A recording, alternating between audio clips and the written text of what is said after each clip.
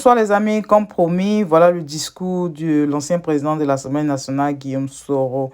Et donc, on reste branché jusqu'à la fin. Face à la gravité de la situation qui accourt dans notre pays, depuis la décision extrême de M. Ouattara de convoquer tous les moyens légaux et illégaux dans le but de se maintenir au pouvoir, les fils de la Côte d'Ivoire, regroupés au sein de l'opposition parlementaire et extra-parlementaire, ont fait front commun dans une exemplaire unité d'action.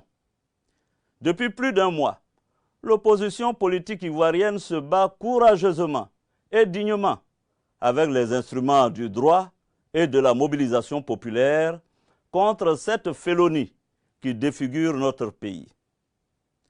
Devant la violation flagrante de notre Constitution, le sang de nos compatriotes qui est versé chaque jour et le parjure déshonorant dont s'est rendu coupable l'ex-président, j'ai décidé de m'assumer et de prendre la parole.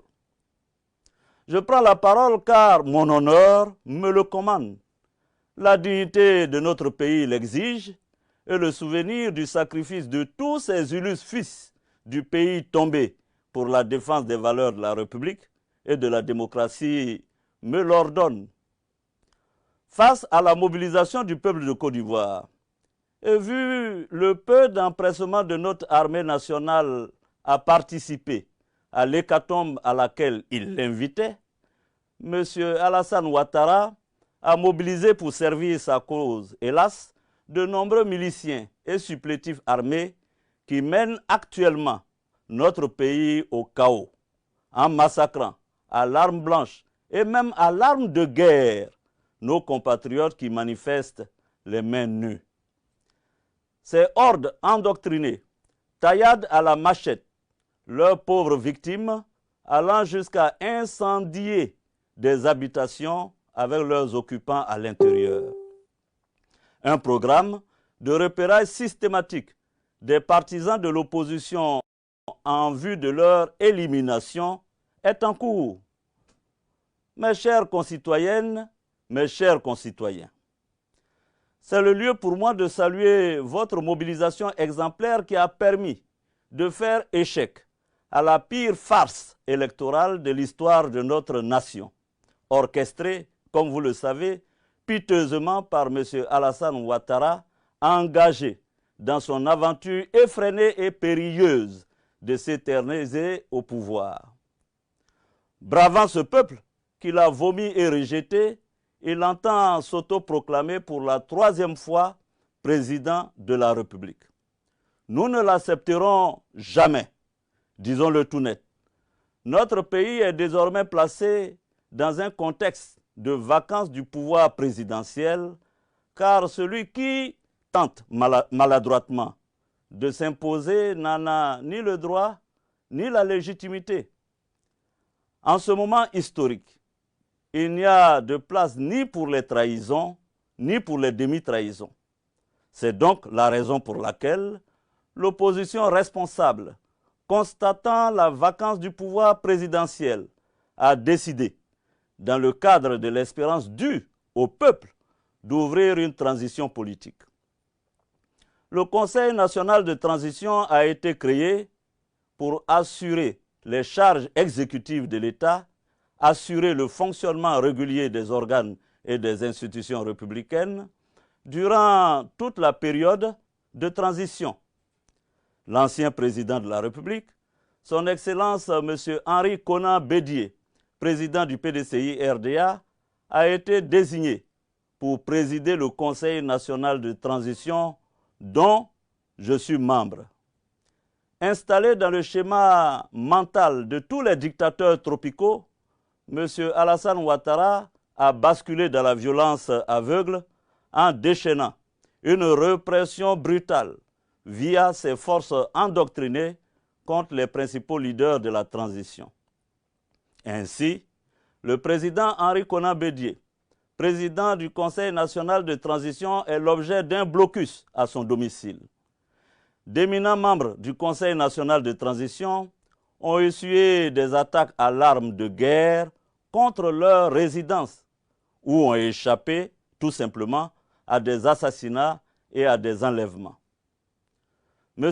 Alassane Ouattara veut absolument décapiter la transition pour pouvoir éteindre toute contestation et régner dans un consensus dictatorial où la paix qui prévaut est celle des cimetières. Moi, vu la traque contre les principaux dirigeants du Conseil national de transition, je décide, en toute responsabilité, de m'inscrire dans la continuité de l'œuvre entamée en contribuant à la mise en place effective des organes de la transition. Avec l'ensemble des forces vives de notre nation, nous conduirons la transition démocratique en vue d'élections libres, inclusives et transparentes dans les meilleurs délais. Seul antidote, je vous l'assure, à la violence qui accourt dans notre pays. Nos pères et nos mères ont payé notre liberté d'un trop grand prix pour que nous puissions accepter de la brader face à la forfanterie de quelques excités.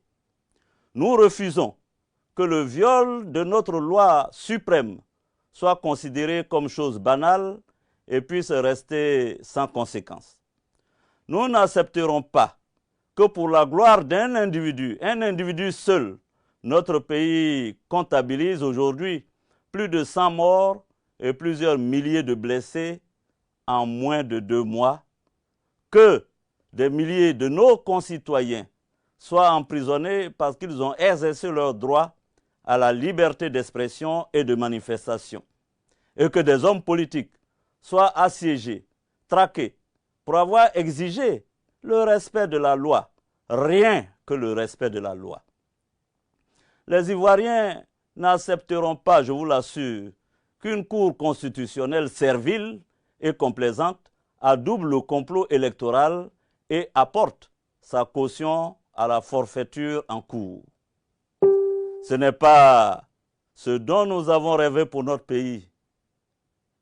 Ne pas nous battre dans ces circonstances avec détermination, pugnacité et abnégation face à la tyrannie naissante serait une lâcheté dont nos dévanciers ne sauraient être fiers. Aux forces de défense et de sécurité, vous me connaissez. Des années durant, nous nous sommes battus dans les broussailles comme dans les agglomérations. Notre idéal était d'apporter à la Côte d'Ivoire la démocratie et la liberté. Je voudrais vous dire aujourd'hui que malgré tout, rien n'est perdu. Je voudrais vous dire que nous ne pouvons pas, nous ne devons pas, par peur et par poltronnerie, laisser s'installer durablement la dictature clanique de M. Alassane Ouattara et contempler l'empire de la terreur s'étendre dans notre pays et prendre possession de l'âme de notre nation. C'est pourquoi je demande à vous, soldats, sous-officiers, officiers, officiers supérieurs et officiers généraux de notre armée, de vous regarder dans le miroir de votre âme et de votre conscience et d'agir pour stopper les tueries. Agir pour préserver notre pays de pogroms intercommunautaires, agir pour rétablir la paix et la concorde, agir pour redonner à notre Constitution ses lettres de noblesse.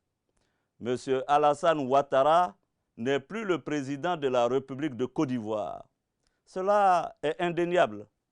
Ayant épuisé son deuxième et dernier mandat, il ne peut plus exercer les charges et la fonction de chef de l'État. Il s'agit pour vous, dans l'honneur et la dignité, de mettre un terme au spectre de la guerre civile qui menace tous les jours notre pays. Pour terminer, j'appelle toutes les forces vives de la nation, les jeunes, les femmes, toutes les couches de notre beau pays balafré et assassiné, à se lever. Nous devons poursuivre la désobéissance civile avec plus de détermination dans nos villes et villages afin de faire respecter la volonté de la grande majorité des Ivoiriens. Chères concitoyennes, chers concitoyens, entre l'oppresseur et le peuple opprimé, il nous faut choisir. Et ce choix, c'est maintenant. Personne ne peut prétendre aimer la Côte d'Ivoire plus que l'Ivoirien. Personne ne viendra nous libérer à notre place. Nous ne devons compter que sur nous-mêmes pour vaincre ou périr. Et nous vaincrons car nous avons la vérité et Dieu est avec nous. Donc, les amis, nous sommes à la fin de la vidéo. Ce que j'ai fait, en fait, j'ai coupé les parties qui n'étaient pas très importantes. Et bon, pour vous donner un peu le résumé de ce qu'il a dit. Donc, nous restons mobilisés, nous restons à l'écoute. Si j'ai d'autres informations, je vais les partager, les amis. On se dit à bientôt. Haut les cœurs, on y va. Haut les cœurs, on y va. Bye bye.